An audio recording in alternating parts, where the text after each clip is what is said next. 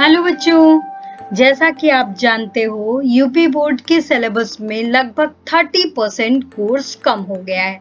तो बच्चों आइए जानते हैं 12th में आपको कौन कौन से चैप्टर खंड क में और खंड ख में पढ़ने हैं।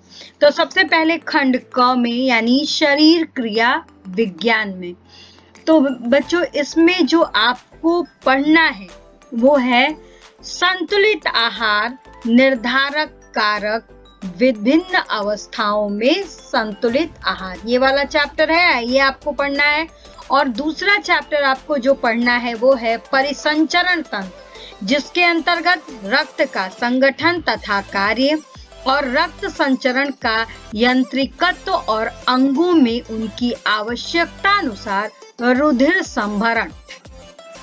तीसरा चैप्टर है श्वासोच्छ्वास, जिसमें कंठ, चहिका, फेफड़ा, ब्रांक, श्वासोच्छ्वास का प्रयोजन और शरीर की आवश्यकताओं से समायोजन, उचित रूप से श्वास लेने की आदत और आसन का उस पर प्रभाव, श्वास धारिता तथा उसकी सार्थकता।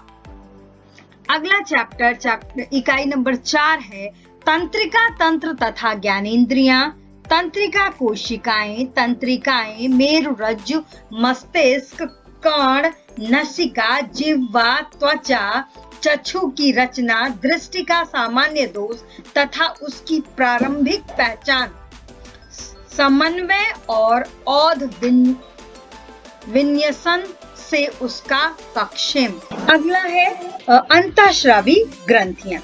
अब जो खंड क की ही स्वास्थ्य रक्षा वाला यूनिट है उसमें आपके निम्नलिखित रोगों का उद्गम, फैलने की विधियां, जैसे ना जो ये नीचे लिखे हुए रोग हैं, जैसे मलेरिया है, डेंगू है, चिकनगुनिया है, इंसेफेलाइटिस है, हाथी पांव, हेपेटाइटिस ए, बी, सी और ई, पीत ज्वर, क्षय रोग, कुष्ठ रोग, रेबीज, चेचक, हैजा, प्लेग, खसरा, मोतीझरा, पोलियो तथा अन्य रोग, ये सारे रोग। अच्छा, फिर अगला चैप्टर इसी में प्रदूषण और पर्यावरण का जनजीवन पर प्रभाव। और अगला चैप्टर क्या रहे बच गया है जो प्राकृतिक आपदाएं, जैसे आग, भूकंप, बाढ़, सूखा की मूलभूत जानकारियां व प्रभाव। और अगला चैप्टर इसमें है कि जो खंड ख में जो समाज शास्त्र और बाल कल्याण वाली यूनिट है उसमें क्या है, एकाकी और संयुक्त परिवार पहले के भांति ही अभी भी आपके सिलेबस में है, जिसका नाम है एकाकी तथा संयुक्त परिवार के संबंधों का मनोविज्ञान। और दूसरा जो चैप्टर है वो है व्यक्ति के व्यक्तित्व पर बाल्यावस्था का प्रभाव, यानी 7 से 11 वर्ष। और जो अगला चैप्टर है वो बाल विवाह का गुण तथा दोष और विवाह के कानूनी तथा जीव शास्त्रीय गुण।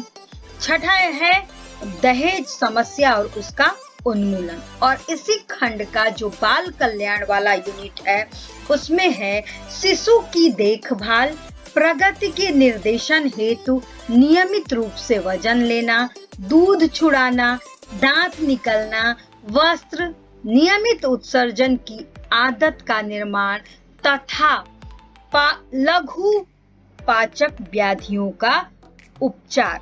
अगला चैप्टर इसी में है शिशु मृत्यु संख्या की समस्याएं, बाल कल्याण की आधुनिक गतिविधियां। बच्चों ये तो रहा आपका पूरा सिलेबस, आप अपनी जो पुरानी किताब है उससे मिला लीजिए। केवल इन्हीं चैप्टर्स को आपको पढ़ना है जो इस बार के 2021 के बोर्ड परीक्षा में इन्हीं चैप्टर्स से आएंगे।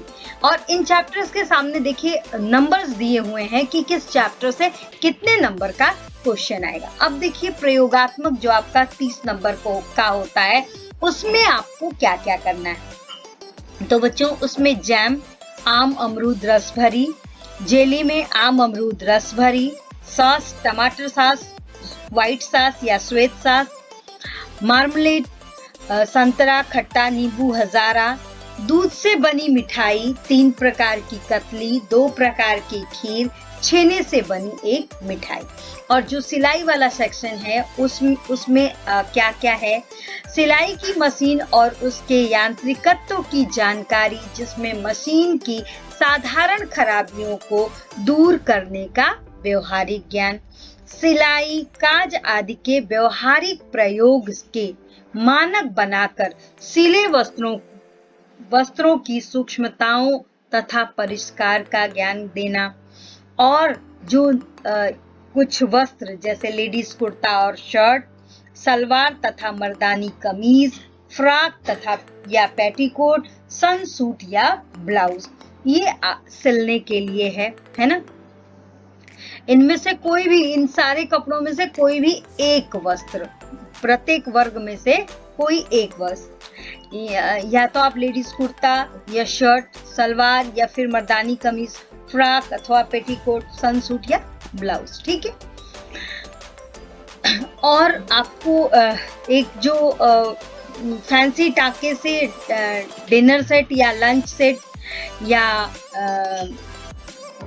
बेडशीट सेट या टी सेट अथवा बेडशीट, है ना, जो कुछ भी आपको बनाना है वो फैंसी टाकों से एक बनाना है, जो पहले भी था और अब भी है।